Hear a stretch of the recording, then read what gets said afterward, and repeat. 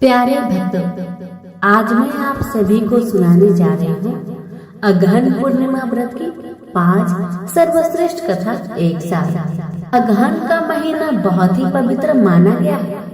यदि अगहन माह की पूर्णिमा को विधि विधान से पूजा करेंगे तो सुख शांति तो मिलेगी ही, धन का भी लाभ होगा।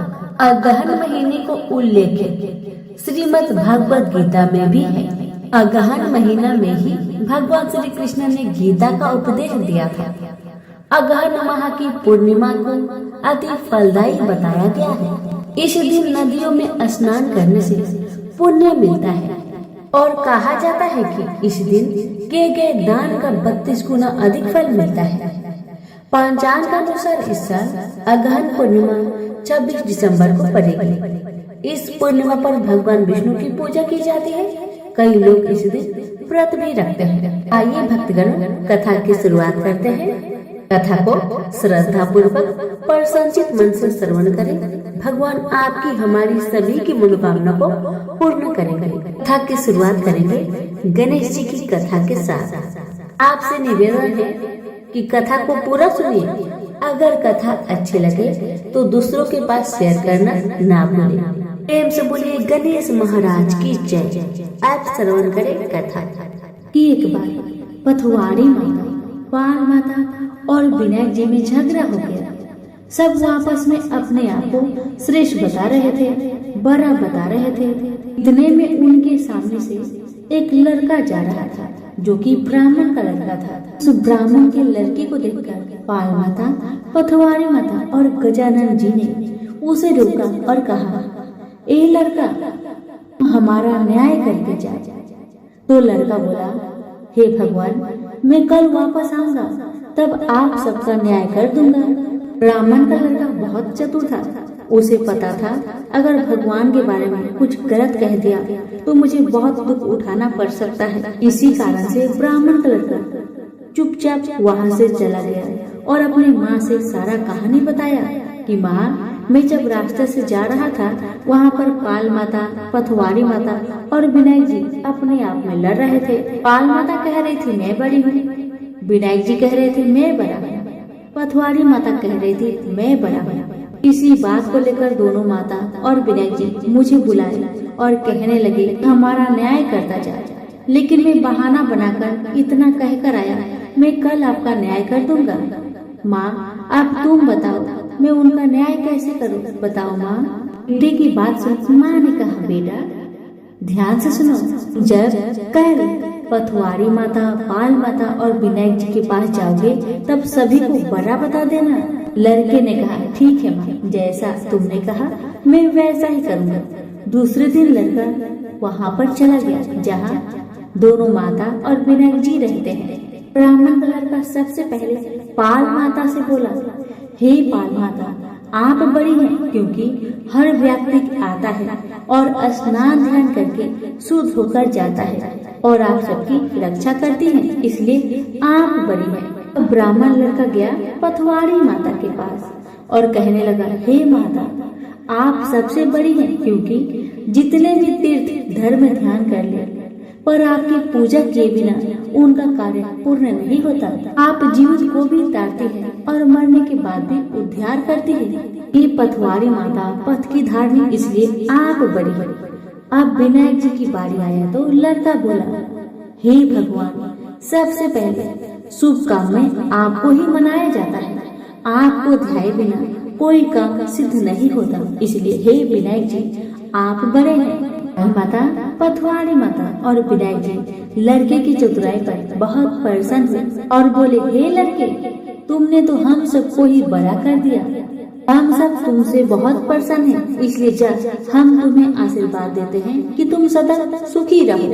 और उसके साथ ही पथवारी माता, पाल माता और विनायक जी ने जौ के 2-4 दाने उसके अंगूठे में डाल दिया। जौ के दाने को देखकर लड़का सोचने लगा, तो घाटे का सौदा हो गया। मैंने अपना दिन को खराब करके देवी देवताओं का न्याय किया और इसके बदले में मुझे कुछ जौ के ही दाने मिले। उदास मन से वह ब्राह्मण का लड़का जौ के दाने को अंगूठे में लपटकर घर जाके एक कोने में डाल दिया। बेटा घर आया तो माँ ने पूछा, बेटा न्याय कर आया, क्या मिला तुम्हें? पिता ने कहा, घर के कोने में अंगोछे में रखा, जाकर देख लो। जैसे ही वहाँ गई, अंगोछे को उठाई, उसमें से ढेर सारे हीरे मोती का ढेर बरसने लगे। ये देखकर तो माँ अत्यंत प्रसन्न हो गई। माँ ने बेटे को बुलाया और कहा, बेटा आज तो पाल माता, पथवारी माता और विनायक जी आज तो हम पर प्रसन्न हुए हैं। माँ बेटी बहुत प्रसन्न हुए। हे भगवान, हे पाल माता, हे पथवारी माता, हे विनायक जी, ऐसे आपने ब्राह्मण की लड़की को दी, वैसे सबको देना। कहानी कहने वाले, सुनने वाले, हुकार भरने वाले को सुख समृद्धि धन खाने देना। प्रेम से बोलिए पाल माता, पथवारी माता, विनायक जी की जय। एक बार श्री हरि नारायण देवी लक्ष्मी से बोले, लोगों में कितनी भक्ति बढ़ गई है, सब नारायण नारायण कहते हैं। भगवान की बात सुनकर लक्ष्मी जी बोली, आपको पाने के लिए नहीं, मुझे ही पाने के लिए भक्ति बढ़ गई है। इस पर श्री हरि बोले, लोग लक्ष्मी लक्ष्मी ऐसा जाप नहीं करते हैं। ये सब संवाद के बाद देवी लक्ष्मी बोली, अगर आपको विश्वास न हो तो परीक्षा हो जाए। जिसके बाद भगवान विष्णु एक गांव में ब्राह्मण का रूप धारण करके गए और एक घर का दरवाजा खटखटाया। अरे के यजमान द्वार खोलकर पूछा, आप कौन है? तो प्रभु बोले, हम तुम्हारे नगर में परमात्मा का कथा कीर्तन करना चाहते हैं। जिस पर यजमान बोला, ठीक है महाराज, जब तक कथा होगी आप मेरे घर रहें। बाद में गांव के कुछ लोग इकट्ठा हो गए और सारी तैयारी कर दी। पहले दिन कुछ लोग आए, अब प्रभु स्वयं कथा कह रहे थे तो संगत बनी। दूसरे और तीसरे दिन और भीड़ हो गई। विष्णु जी खुश हो गए कि कितनी भक्ति है लोगों के भीतर। उधर लक्ष्मी जी ने सोचा कि अब देखा जाएगा क्या चल रहा है। तब देवी ने बूढ़ी माता का रूप लिया और उस नगर में पहुंची जहां एक महिला ताला बंद करके कथा में जा रही थी कि देवी उसके द्वार पर पहुंची और बोली, बेटी जरा पानी पिला दे। देवी की बात सुनकर महिला बोली, माता जी 3:30 बजे है, मुझे प्रवचन में जाना है। जिस पर लक्ष्मी जी बोली, बेटा पानी पिला दे, मुझे बड़ी जोर से प्यास लगी है। तब उस महिला ने लोटा भर के पानी घर से लाई और माता ने पिया। तब लोटा वापस लौटाया तो वह लोटा सोने का हो गया। यह देखकर महिला सोच में पड़ गई कि मैंने लोटा तो दिया था पित्तल का, ये सोने का हो गया। ये जरूर चमत्कारी माता है। तब उस महिला ने हाथ जोड़कर कहा, माता जी आपको भूख भी लगी होगी, खाना भी खा लीजिए। महिला ने लालच की इच्छा से सोचा कि जब इसने पानी पिया तो लोटा सोने का हो गया, जरूर खाना खाएगी तो थाली भी सोने की हो जाएगी। माता उसकी मनसा को समझ गई और कहने लगी, तुम जाओ बेटी, तुम्हारा प्रवचन का समय निकला जा रहा है। जिसके बाद वो महिला प्रवचन में आई, लेकिन अपने आसपास की सभी महिलाओं को सारी बात बताई। अब महिलाएं यह सुनकर चलते सत्संग के बीच से उठकर चली गई। वही अगले दिन इस कथा में लोगों की संख्या कम हो गई तो भगवान हरि ने पूछा कि लोगों की संख्या कम कैसे हो गई। तब किसी ने कहा कि नगर में एक चमत्कारी माता आई है, जिसके घर से दूध पीती है तो गिलास सोने का हो जाता है, थाली में रोटी सब्जी खाती है तो थाली सोने की हो जाती है। उनके चलते लोग प्रवचन में नहीं आते। जिसके बाद विष्णु जी समझ गए कि देवी लक्ष्मी का आगमन हो चुका है। इतनी बात सुनते ही देखा कि जो यजमान सेठ जी थे वो भी उठ खड़े हो गए, चुपके से निकल लिए और माता लक्ष्मी के पास पहुंचकर बोले, माता मैं तो भगवान की कथा आयोजन कर रहा था और आपने मेरे घर को ही छोड़ दिया। देवी बोली, तुम्हारे घर तो मैं सबसे पहले आने वाली थी, लेकिन तुमने अपने घर में जिस कथाकार को ठहराया है वो चला जाए तभी मैं आया। सेठ जी बोले, बस इतनी सी बात, उन्हें अभी धर्मशाला में कमरा दिलवा देता हूँ। अब जैसे ही भगवान कथा करके घर आए तो सेठ जी बोले, महाराज आप अपना बिस्तर बांधो और जाओ, आपके रहने की व्यवस्था आपसे धर्मशाला में कर दिया गया है। जिस पर महाराज बोले, अभी तो कथा के 2-3 दिन बचे हैं, यही रहने दो। सेठ बोले, नहीं नहीं, जल्दी जाओ, मैं कुछ नहीं सुनने वाला। मुझे किसी और मेहमान को अपने घर में नहीं ठहराना है। इतने में ही देवी लक्ष्मी आई और कहा कि सेठ जी, आप थोड़ा बाहर जाओ, मैं इन्हें विदा करती हूँ। अब लक्ष्मी जी भगवान से बोली, प्रभु अब तो मान गए ना? देवी की बात सुनकर विष्णु जी बोले, हाँ लक्ष्मी, तुम्हारा प्रभाव दिखाई देता है, लेकिन एक बात जहाँ देखी गई, तुम वहाँ जाती हो जहाँ सब धार्मिक अनुष्ठान करते हैं और सब तरह से कमाई करने वाले लोग रहते हैं। इसका अर्थ है सब जहाँ भी कथा करेंगे, आप वहाँ अवश्य आगमन करेंगे। इतना कहकर श्री नारायण ने बैकुंठ के लिए प्रस्थान किया।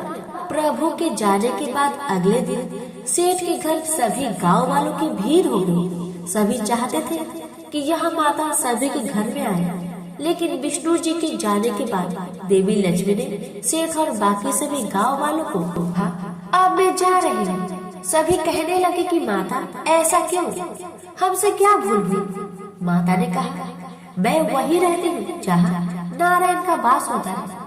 आपने नारायण को तो यहाँ से निकाल दिया, तो मैं यहाँ कैसे रह सकती हूँ? और माता भी वहाँ से चली गई। तो प्रेम से बोलिए, लक्ष्मी नारायण की जय।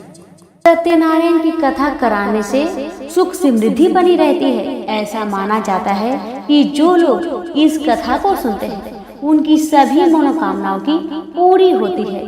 साथ ही इस व्रत को करने से जीवन के सभी दुख और दरिद्रता का नाश हो जाता है। घर में अन्न धन की भंडार भर जाती है। इस कथा को पूरा जरूर सुनिएगा।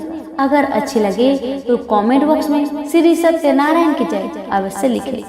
अब सुनिए कथा। एक समय की बात है, नैमिषारण्य तीर्थ में सौनकादि 88,000 ऋषियों ने श्री सूत जी से पूछा, हे प्रभु, इस कलयुग में वेद विद्या रहित मनुष्य को प्रभु भक्ति किस प्रकार मिल सकती है तथा उनका उद्धार कैसे होगा? हे मुनि श्रेष्ठ, कोई ऐसा तप बतलाइए जिससे थोड़ा समय में ही पुण्य मिले और मनोवांछित फल भी मिल जाए। इस प्रकार की कथा सुनने की हम इच्छा रखते हैं। सर्व शास्त्रों के ज्ञाता सूत जी बोले, हे वैष्णव, मैं पूज्य, आप सभी ने प्राणियों के हित की बात पूछी है, इसलिए मैं एक ऐसे श्रेष्ठ व्रत को आप लोगों को बतलाऊंगा जिसे नारद जी ने लक्ष्मी नारायण जी से पूछा था और श्री लक्ष्मीपति ने मुनि श्रेष्ठ नारद जी से कहा था। आप सब इसे ध्यान से सुनिए। एक समय की बात है, योगीराज नारद जी दूसरे के हित की इच्छा लिए अनेकों लोकों में घूमते हुए मृत्यु लोक में आ पहुंचे। जहां उन्होंने अनेक योनियों में जन्मे प्राय सभी मनुष्यों को अपने कर्मों द्वारा अनेक दुखों से पीड़ित देखा। उनका दुख देखकर नारद जी सोचने लगे कि कैसा यत्न किया जाए जिसके करने से निश्चित रूप से मानव के दुखों का अंत हो जाए। इसी विचार पर मनन करते हुए वह विष्णु लोक में गए। वहां वह देवों के इस नारायण की स्तुति करने लगे, जिनके हाथों में शंख चक्र गदा और पद्म थे, गले में वरमाला पहने हुए थे। स्तुति करते हुए नारद जी बोले, हे भगवान, आप अत्यंत शक्ति से संपन्न है। मन तथा वाणी भी आपको नहीं पा सकती है। आपका आदि मध्य तथा अंत नहीं है। निर्गुण स्वरूप सृष्टि के कारक भक्तों को दुख दूर करने वाले हैं। आपको मेरा नमस्कार है। नारद जी की स्तुति सुन विष्णु भगवान बोले, हे मुनि श्रेष्ठ, आपके मन में क्या बात है? आप किस काम के लिए पधारे हैं, उसे निसंकोच कहे। इस पर नारद मुनि बोले कि मृत्यु लोक में अनेक योनियों में जन्मे मनुष्य अपने कर्मों के द्वारा अनेकों दुख से दुखी हो रहे हैं। हे नाथ, आप मुझ पर दया रखते हैं तो बतलाइए कि वो मनुष्य थोड़े प्रयास से ही अपने दुख से कैसे छुटकारा पा सकते हैं। श्री हरि बोले, हे नारद, मनुष्यों की भलाई के लिए तुमने बहुत अच्छी बात पूछी है। जिसके करने से मनुष्य मोह से छूट जाता है वह बात मैं कहता हूँ, उसे सुनो। स्वर्ग लोक व मृत्यु लोक दोनों में एक दुर्लभ उत्तम व्रत है जो पुण्य देने वाला है। आज प्रेम बस होकर मैं उसे तुमसे कहता हूँ। श्री सत्यनारायण भगवान का यह व्रत अच्छी तरह विधान पूर्वक करके मनुष्य तुरंत ही यहाँ सुख भोग कर मरने पर मोक्ष को पाता है। श्री हरि के वचन सुन नारद जी बोले कि उस व्रत का फल क्या है और उसका विधान क्या है। यह व्रत किसने किया था, इस व्रत को किस दिन करना चाहिए, सब कुछ विस्तार से बतलाइए। नारद की बात सुनकर श्री हरि बोले, दुख व शोक को दूर करने वाला, यह सभी स्थानों पर विजय दिलाने वाला है। मानव को भक्ति व श्रद्धा के साथ शाम को श्री सत्यनारायण की पूजा धर्म परायण होकर ब्राह्मणों व बंधुओं के साथ करनी चाहिए। भक्ति भाव से ही नैवेद्य, केले का फल, घी, दूध और गेहूं, आटा सवाया ले। गेहूं के स्थान पर 60 का आटा, शक्कर तथा गुड़ लेकर वह सभी भक्षण योग्य पदार्थों को मिलाकर भगवान का भोग लगाए। ब्राह्मणों सहित बंधु बांधवों को भी भोजन कराए, उसके बाद स्वयं भोजन करे। भजन कीर्तन के साथ भगवान की भक्ति में लीन हो जाए। इस तरह सत्यनारायण भगवान का यह व्रत करने पर मनुष्य की सारी इच्छाएं निश्चित रूप से पूरी होती है। इस कली काल अर्थात कलयुग में मृत्यु लोक में मोक्ष का यही एक सरल उपाय बताया गया है।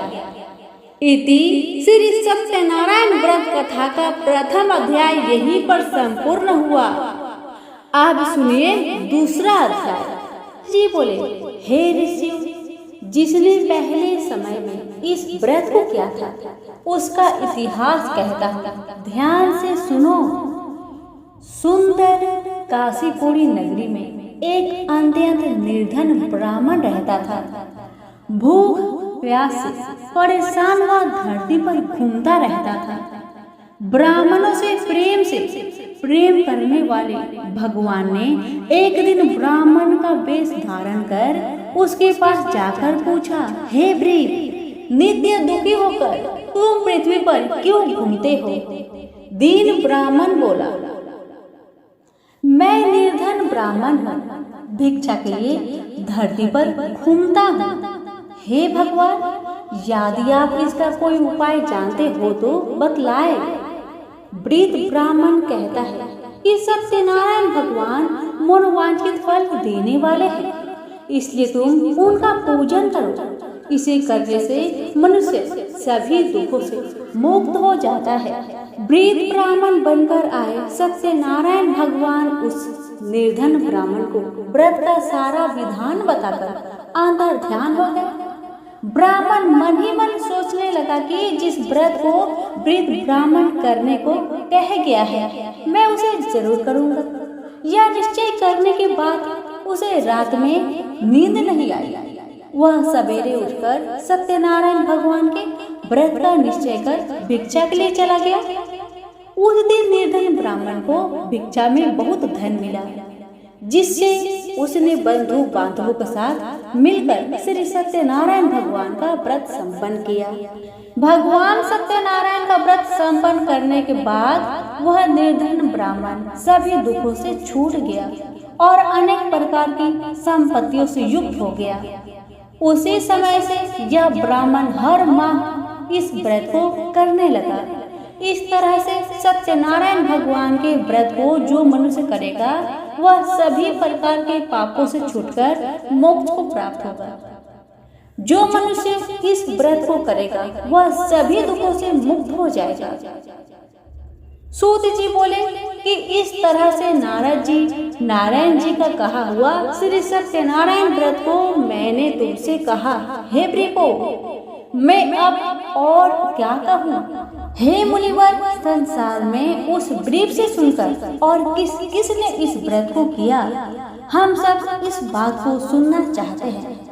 इसके लिए हमारे मन में श्रद्धा का भाव है। सूत जी बोले, हे मुनियों, जिसने इस व्रत को किया है वह सब सुनो। एक समय वही ब्रीफ धन व ऐश्वर्य के अनुसार अपने बंधु बांधवों के साथ इस व्रत को करने को तैयार हुआ। उसी समय एक लकड़ी बेचने वाला बूढ़ा आदमी आया और लकड़ियां बाहर रखकर अंदर ब्राह्मण के घर में गया। प्यास से दुखी वह लकड़हारा उनको व्रत करते देख ब्रीफ को नमस्कार कर पूछने लगा कि आप यह क्या कर रहे हैं तथा इसे करने से क्या फल मिलेगा, कृपया मुझे भी बताए। ब्राह्मण ने कहा कि सब मनोकामनाओं को पूरा करने वाला यह सत्यनारायण भगवान का व्रत है। इनकी कृपा से ही मेरे घर में धन धान्य आदि का वृद्धि हुई है। ब्रीफ से सत्यनारायण व्रत के बारे में जानकर लकड़हारा बहुत प्रसन्न हुआ। चरणामृत लेकर वह प्रसाद खाने के बाद वह अपने घर गया।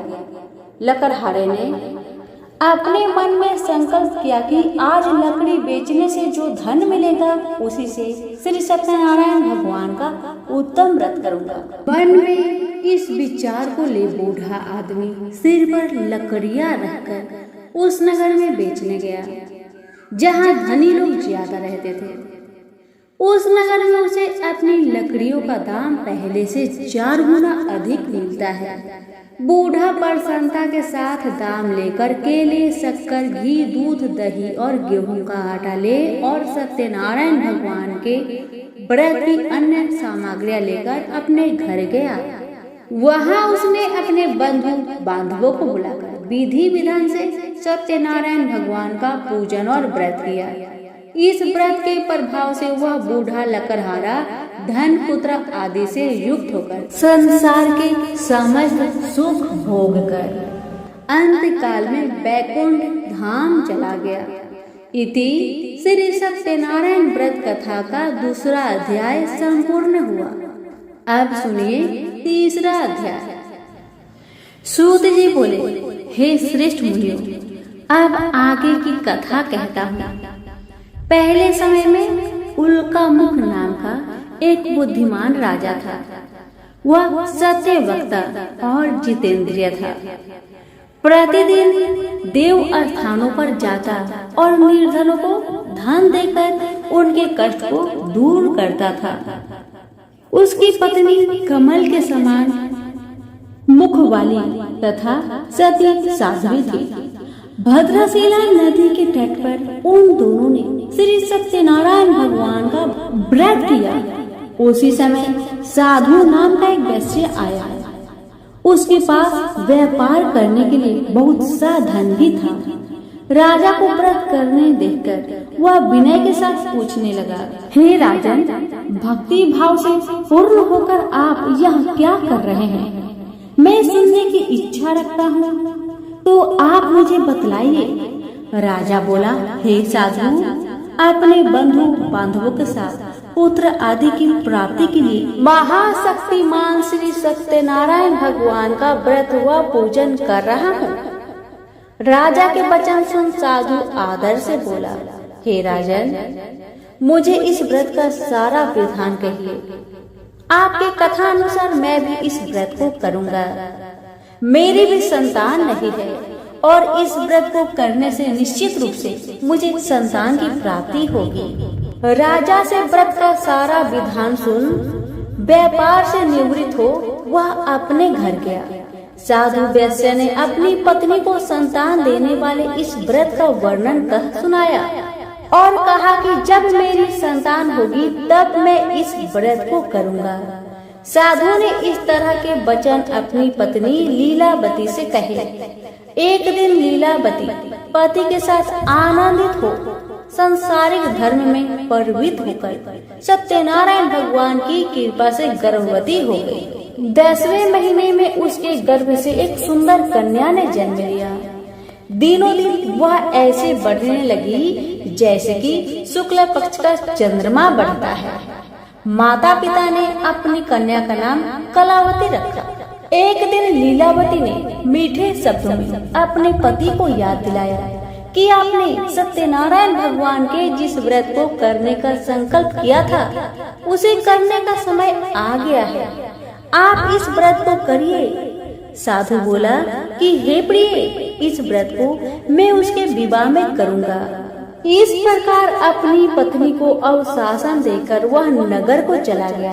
कलावती पिता के घर में रहकर वृद्धि को प्राप्त हो गई। साधु ने एक बार नगर में अपनी कन्या को सखियों के साथ देखा तो तुरंत ही दूत को बुलाया और कहा कि मेरी कन्या की योग वर देखकर आओ। साधु की बात सुनकर दूत कंचन नगर में पहुंचा और वहां देखभाल कर लड़की के सुयोगवान पुत्र को ले आया। सुयोग लड़के को देख साधु ने बंधु बांधवों को बुलाकर अपनी पुत्री का विवाह कर दिया। लेकिन दुर्भाग्य की बात ये कि साधु ने अभी भी श्री सत्यनारायण भगवान का व्रत नहीं किया। इस पर श्री भगवान क्रोधित हो गए और श्राप दिया कि साधु को अत्यधिक दुख मिले। अपने कार्य में कुशल साधु बनिया जामाई लेकर समुद्र के पास स्थित होकर रत्नसारपुर नगर में गया। वहां जाकर दामाद ससुर दोनों मिलकर चंद्रकेतु राजा के नगर में व्यापार करने लगे। एक दिन भगवान सत्यनारायण की माया से एक चोर राजा का धन चुराकर भाग रहा था। उसने राजा के सिपाहियों को अपना पीछा करते देख चुराया हुआ धन वहां रख दिया जहां साधु अपने जामाई के साथ ठहरा हुआ था। राजा के सिपाहियों ने साधु वैश्य के पास राजा का धन पड़ा देखा तो वह ससुर जमाई दोनों को बांधकर प्रसन्नता से राजा के पास ले गए और कहा कि उन दोनों चोरों को हम पकड़ लाए हैं, आप आगे की कार्यवाही की आज्ञा दे। राजा की आज्ञा से उन दोनों को कठिन कारावास में डाल दिया गया और उनका सारा धन भी उनसे छीन लिया गया। श्री सत्यनारायण भगवान के श्राप से साधु की पत्नी भी बहुत दुखी हुई। घर में जो धन रखा था उसे चोर चुरा ले गए।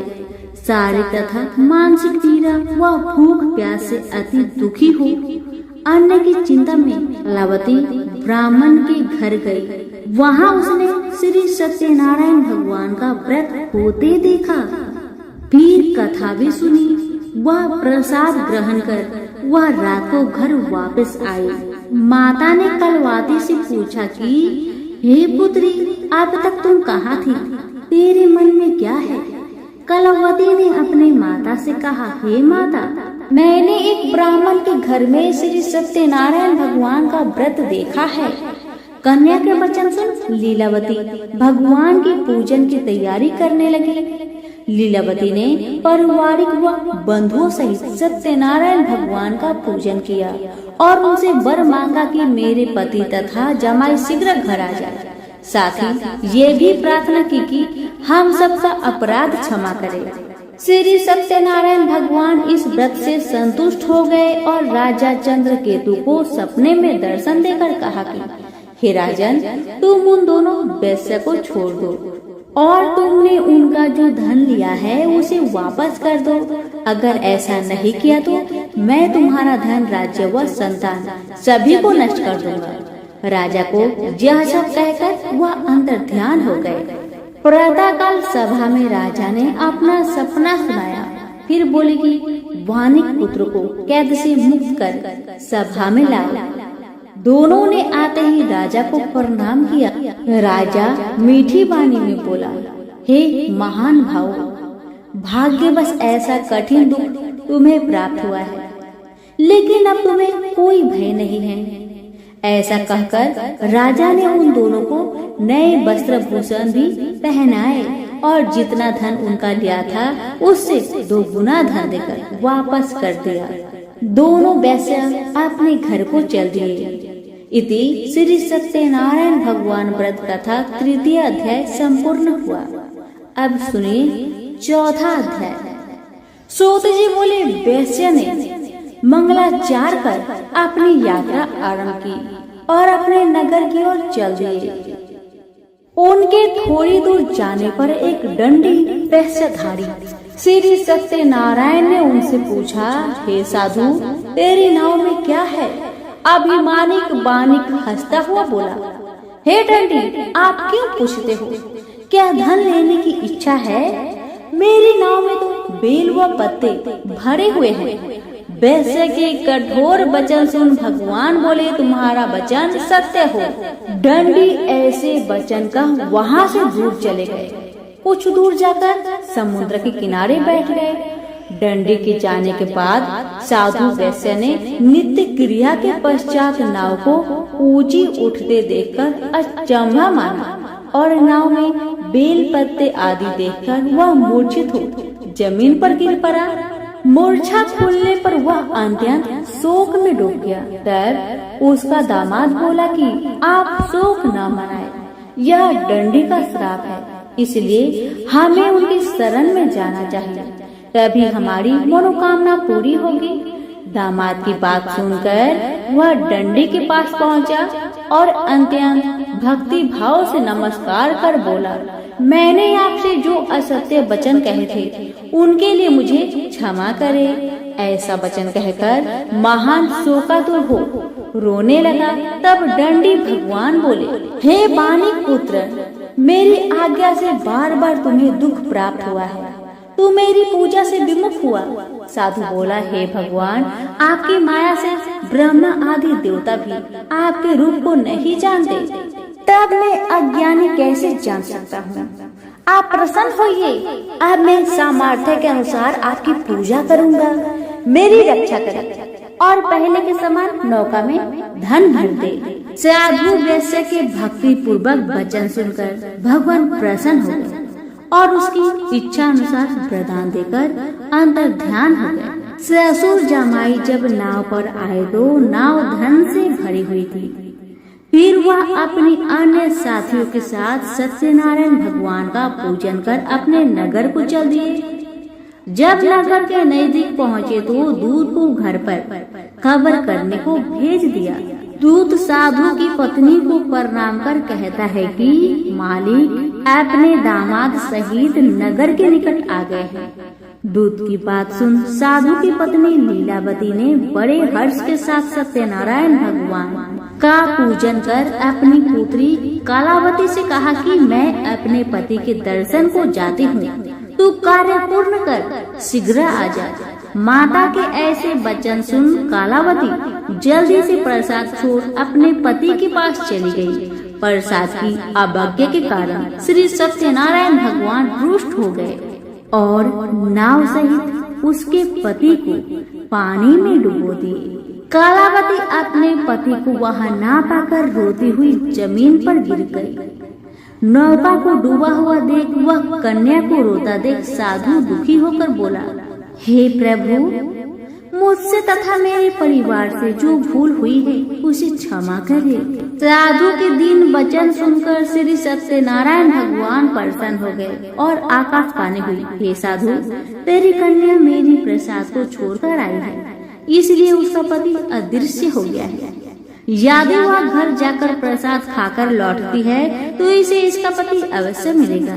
ऐसी आकाशवाणी सुन कलावती घर पहुंचकर प्रसाद खाती है और फिर आकर अपने पति के दर्शन करती है। उसके बाद साधु अपने बंधु बांधवों सहित श्री सत्यनारायण भगवान का विधि विधान से पूजन करता है। इस लोक का सुख भोग वह अंत में स्वर्ग को जाता है। इति श्री सत्यनारायण भगवान व्रत कथा का 4th अध्याय संपूर्ण हुआ। अब सुनिए 5वां अध्याय। सूत जी बोले, हे ऋषियों, मैं और भी एक कथा सुनाता हूँ, उसे भी ध्यान पूर्वक सुनो। प्रजापालक में लीन तुंगध्वज नाम का एक राजा था। उसने भी भगवान का प्रसाद त्याग कर दुख का सामना किया था। एक बार वन में जाकर वन्य पशुओं को मारकर वह वर के पेड़ के नीचे आया। वहाँ उसने गौ वालों को भक्ति भाव से अपने बंधुओं सहित सत्यनारायण भगवान का पूजन करते देखा। अभिमानवश राजा ने उन्हें देखकर भी पूजा स्थान में नहीं गया और न ही उसने भगवान को नमस्कार किया। गाँव वालों ने राजा को प्रसाद दिया, लेकिन उसने प्रसाद नहीं खाया और प्रसाद को वहीं छोड़ वह अपने नगर को चला गया। जब वह नगर में पहुंचा तो वहां सब कुछ तहस नहस हुआ पाया तो वह शीघ्र ही समझ गया कि यह सब भगवान ने ही किया है। वह दोबारा गाँव वालों के पास पहुंचा और विधि पूर्वक पूजा करके प्रसाद खाया तो श्री सत्यनारायण भगवान की कृपा से सब कुछ पहले जैसा हो गया।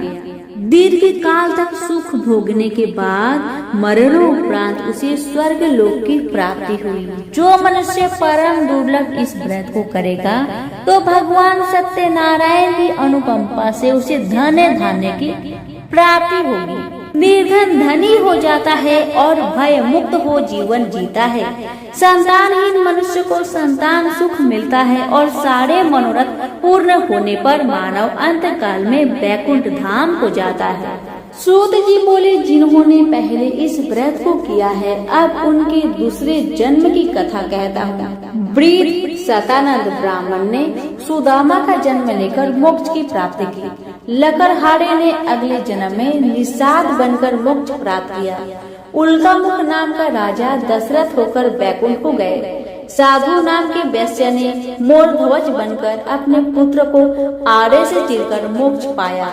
महाराज तुंगध्वज ने स्वयंभू होकर भगवान में भक्ति युक्त हो कर्म कर मोक्ष पाया। इति श्री सत्यनारायण व्रत कथा का 5वां अध्याय संपूर्ण हुआ।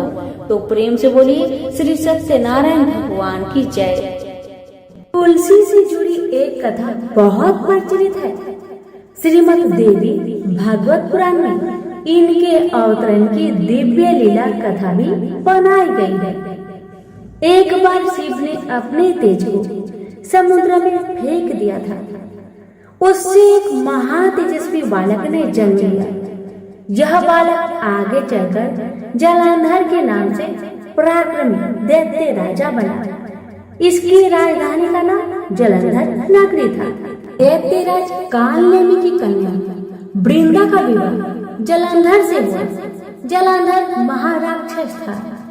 अपनी सत्ता के मद में चूर उसने माता लक्ष्मी की पाने की कामना से युद्ध किया, परंतु समुद्र से ही उत्पन्न होने के कारण माता लक्ष्मी ने उसे अपने भाई के रूप में स्वीकार किया। वहां से पराजित होकर वह देवी पार्वती को पाने की लालसा से कैलाश पर्वत पर गया। भगवान देवाधिदेव शिव का ही रूप धरकर माता पार्वती के समीप गया, परंतु माँ ने अपने योग बल से उसे तुरंत पहचान लिया तथा वहां से अंतर ध्यान हो गई। देवी पार्वती ने क्रोध होकर सारा वृंदावन भगवान विष्णु को सुनाया। जलंधर की पत्नी वृंदा अत्यंत पतिव्रता स्त्री थी। उसी के पतिव्रत धर्म की शक्ति से जलंधर न तो मारा जाता था और न ही पराजित होता था। इसलिए जलंधर का नाश करने के लिए वृंदा के पतिव्रत धर्म को भंग करना बहुत जरूरी था। इसी कारण भगवान विष्णु ऋषि का वेश धारण करके वन में जा पहुंचे, जहाँ वृंदा अकेली भ्रमण कर रही थी। भगवान के साथ दो मायावी राक्षस भी थे, जिन्हें देखकर वृंदा भयभीत हो गई। ऋषि ने वृंदा के सामने पल में दोनों को भस्म कर दिया। उनकी शक्ति देखकर वृंदा ने कैलाश पर्वत पर महादेव के साथ युद्ध कर रहे अपने पति जलंधर के बारे में पूछा। ऋषि ने अपने माया जाल से दो बानर प्रकट किए। एक बानर के हाथ में जलंधर का सिर था तथा दूसरे के हाथ में धड़। अपने पति की यह दशा देखकर वृंदा मूर्छित होकर गिर पड़ी। होश में आने पर उन्होंने ऋषि रूपी भगवान से विनती की वह उसके पति को जीवित करे। भगवान ने अपनी माया से पुनः जलंधर का सिर धड़ से जोड़ दिया, परंतु स्वयं भी वह उसी शरीर में प्रवेश कर गया। वृंदा को इस छल का जरा भी आभास न हुआ। जलंधर बने भगवान के साथ वृंदा पतिव्रता का व्यवहार करने लगी, जिससे उसका अस्तित्व भंग हो गया। ऐसा होते ही वृंदा का पति जलंधर युद्ध में हार गया। इसी सारे लीला का जब वृंदा को पता चला तो उसने क्रोध होकर भगवान विष्णु को शीला होने का श्राप दे दिया तथा स्वयं सती हो गई। जहाँ वृंदा भस्म हुई वहाँ तुलसी का पौधा उगा। भगवान विष्णु ने वृंदा से कहा, हे वृंदा, तुम अपने अस्तित्व के कारण मुझे लक्ष्मी से भी अधिक प्रिय हो गई हो। अब तुम तुलसी के रूप में सदा मेरे साथ रहोगी। जो मनुष्य भी मेरे शालिग्राम रूप के साथ तुलसी का विवाह करेगा उसे इस लोक और परलोक में विपुल यश प्राप्त होगा। जिस घर में तुलसी होती है वहाँ यम के दूत भी असमय नहीं जा सकते। गंगा व नर्मदा के जल में स्नान तथा तुलसी का पूजन बराबर माना जाता है। चाहे मनुष्य कितना भी पापी क्यों न हो, मृत्यु के समय जिसके प्राण मंजरी रहित तुलसी और गंगा जल मुख में रखकर निकल जाते हैं वह पापों से मुक्त होकर वैकुंठ धाम को प्राप्त होता है। जो मनुष्य तुलसी व आंवलों की छाया में अपने पितरों का श्राद्ध करता है उसके पितर मोक्ष को प्राप्त हो जाते हैं। उसी दैत्य जलांधर की यह भूमि जलांधर नाम से विख्यात है।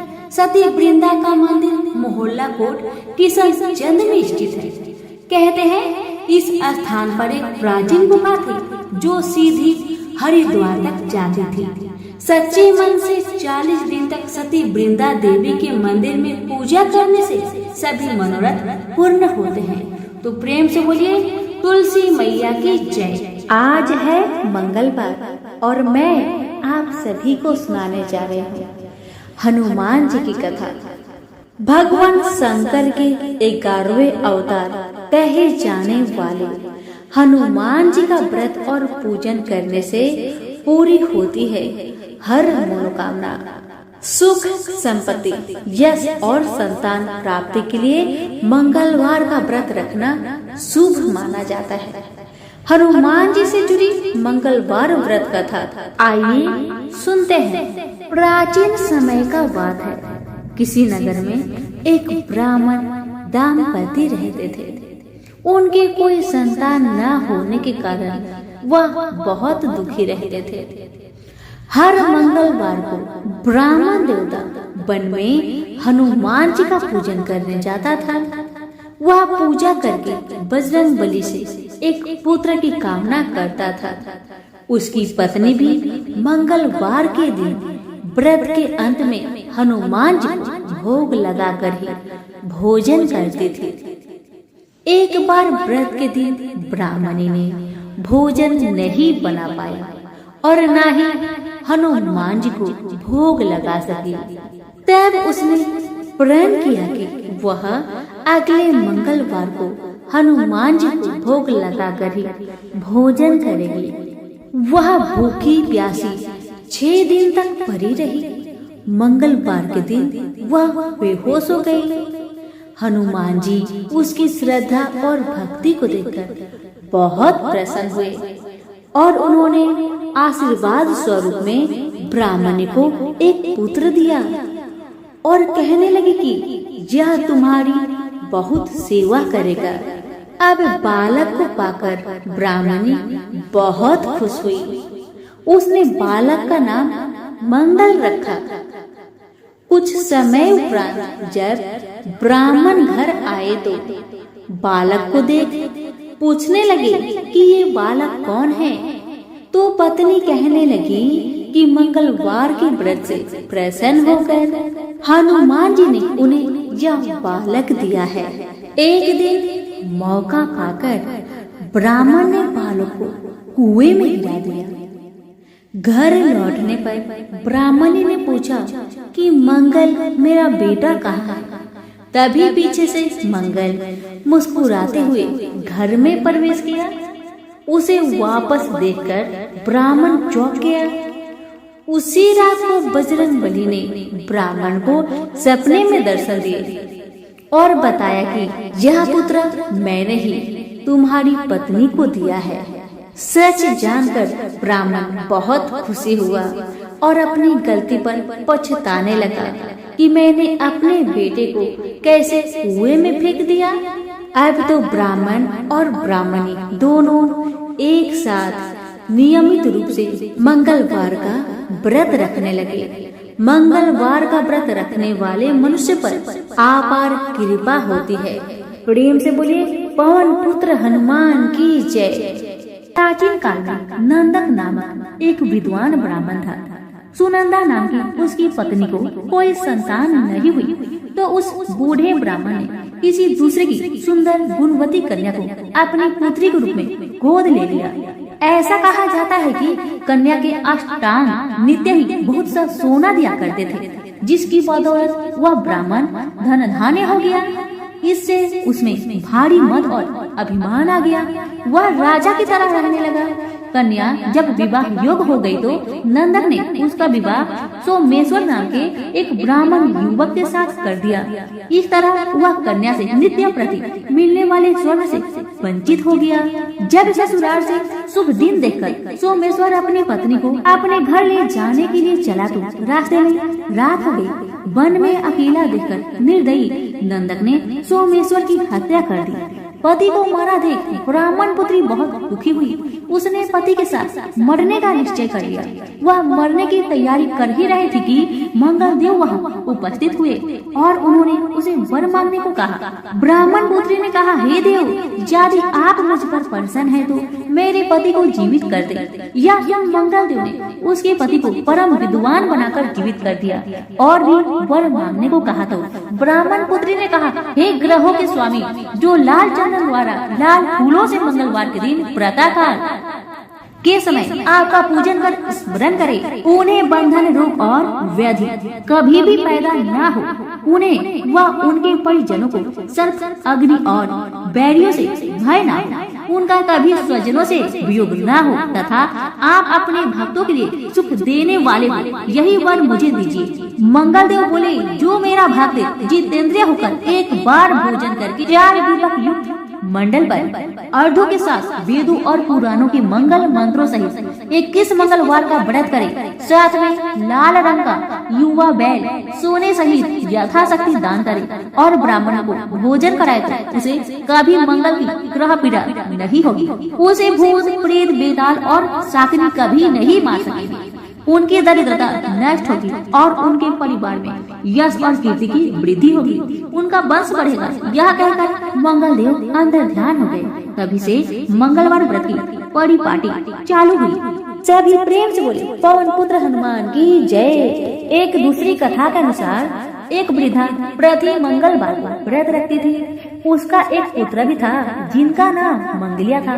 मंगल को बुढ़िया न तो गोबर लेती थी न मिट्टी खोदती थी। एक दिन उसकी परीक्षा लेने मंगल देव ब्राह्मण के रूप में वहाँ आए और वृद्धा से बोले, मुझे भूख लगी है, भोजन में मैं स्वयं बना लूंगा, तुम सिर्फ जमीन को गोबर से लिप दो।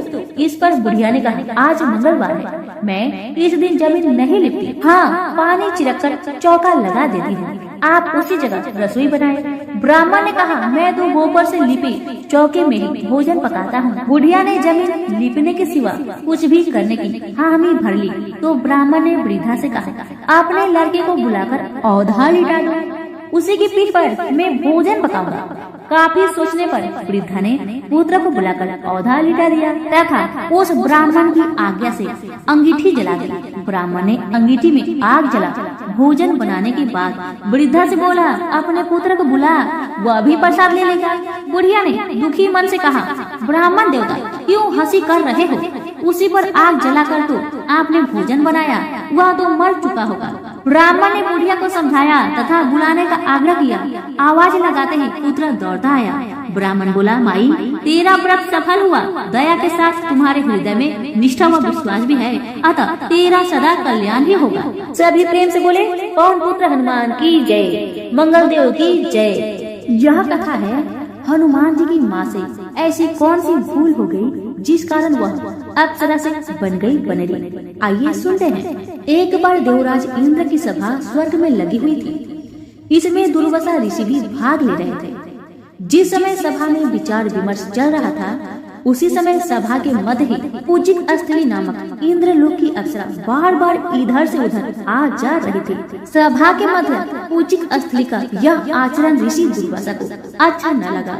दुर्वासा ऋषि अपने क्रोध के लिए प्रसिद्ध है। उन्होंने पुंजिक स्त्री को कई बार टोक कर ऐसे करने से मना किया, लेकिन वह अनसुना कर वैसा ही करती रही। तो दुर्वासा ऋषि ने कहा, तुझे देव सभा की मर्यादा का ज्ञान नहीं।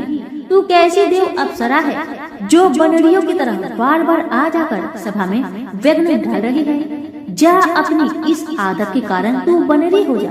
दुर्वासा ऋषि का श्राप सुनकर पुंजिक स्त्री सन्न रह गई। अपने आचरण का यह परिणाम वह सोच भी नहीं सकती थी, पर अब क्या हो सकता था, भूल हो चुकी थी। उसके कारण वह श्रापग्रस्त भी हो गई। उसने हाथ जोड़कर अनुनय विनय कर कहा, ऋषिवर, अपनी मूर्खता के कारण यह भूल में अनजाने में करती रही और आपकी वर्जना पर भी ध्यान न दिया। सभा में व्यवधान डालने का मेरा कोई उद्देश्य न था।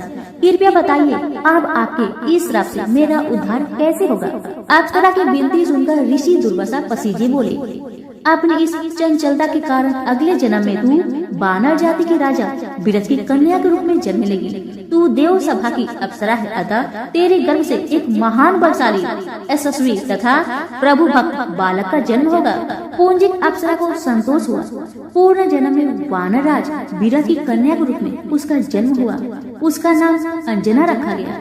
विवाह योग होने पर इसका विवाह वानर राज केसरी से हुआ। अंजना केसरी के साथ सुख पूर्वक प्रभास तीर्थ में रहने लगे। इस क्षेत्र में बहुत शांति थी तथा बहुत से ऋषि आश्रम बनाकर यज्ञ आदि करते थे। एक बार ऐसा हुआ कि वन में विचरने वाला शंखवल नामक जंगली हाथी पर मत हो उठा तथा वन में उत्पात मचाने लगा। उसने कई आश्रमों को रौद डाला, यज्ञ वेदियों नष्ट कर दी। उसके भय से लगते हुए अनेक तपस्वी बालक आहत हो गए। कई आश्रम उजड़ गए। कई ऋषि भय के कारण आश्रम छोड़ चले गए। केसरी को जब शंखवल नामक हाथी के इस उत्पात का पता लगा तो वह आश्रम तथा आश्रम वासियों की रक्षा के लिए तत्काल वहां आए और शंखवल को बड़ी कुशलता से घेर कर उसके दोनों दांतों को पकड़कर उखाड़ दिया। पीड़ा से चिघाड़ता हुआ वह हाथी वही सही हो गया और मर गया। आश्रम की रक्षा के लिए उनके अचानक पहुँचने तथा हाथी को मारकर आश्रम वासियों को निर्भय कर देने वाले केसरी का ऐसा बल देख ऋषि मुनि बहुत प्रसन्न हुए और केसरी के पास आकर आशीर्वाद देते हुए कहा, वानर राज केसरी, जिस प्रकार तुमने आज हम सब की तथा आश्रम की रक्षा की, इसी प्रकार भविष्य में तुम्हारा होने वाला पुत्र पवन जैसे वेग वाला होगा तथा रुद्र जैसा महान बलशाली होगा। तुम्हारे बल तेज के साथ साथ उसमें पवन तथा रुद्र का तेज भी व्याप्त रहेगा। केसरी ने कहा, ऋषिवरों, मैंने तो बिना किसी कामना के परम हाथी को, जो किसी प्रकार वश में नहीं आ रहा था, मारकर आपकी इस यज्ञ भूमि को निर्भय किया है। आपका दिया यह स्वतः आशीर्वाद मुझे सिरोधार्य है। केसरी ऋषियों को प्रणाम कर चले गए। समय आने पर अंजना के गर्भ से एक बालक का जन्म हुआ। उसमें अपने बाल्य काल से ही ऋषियों द्वारा दिए आशीर्वाद का तेज झलकने लगा। आश्रमों में वह पवन वेग की तरह जहाँ तहाँ पहुँच जाता।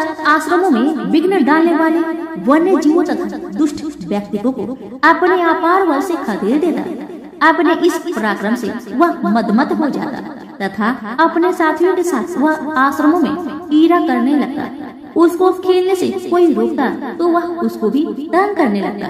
बालक तो था ही, उसके बाद कौतुक से जब ऋषियों को असुविधा होने लगी तथा उनके पूजा पाठ और यज्ञ में व्यवधान आने लगी, तो उन्होंने उसके स्वभाव में शांति के लिए आशीर्वाद जैसा श्राप दिया कि तुम अपने बल को हमेशा भूले रहोगे। जब कोई तुम्हें आवश्यक होने पर तुम्हारी बल का याद दिलाएगा, तब फिर तुम्हें अपार बल जागृत हो जाएगा। इससे वह बालक शांत स्वभाव का हो गया। केसरी नंदन यह बालक आगे चलकर हनुमान नाम से प्रसिद्ध हुआ। सीता जी की खोज के लिए जब कोई समुद्र पार करने का साहस नहीं कर रहा था और हनुमान जी चुप बैठे थे, तो जामवंत ने हनुमान जी को उनकी बल की याद दिलाई थी। तब उन्होंने समुद्र पार कर सीता की खोज की। प्रेम से बोले, पवन पुत्र हनुमान की जय।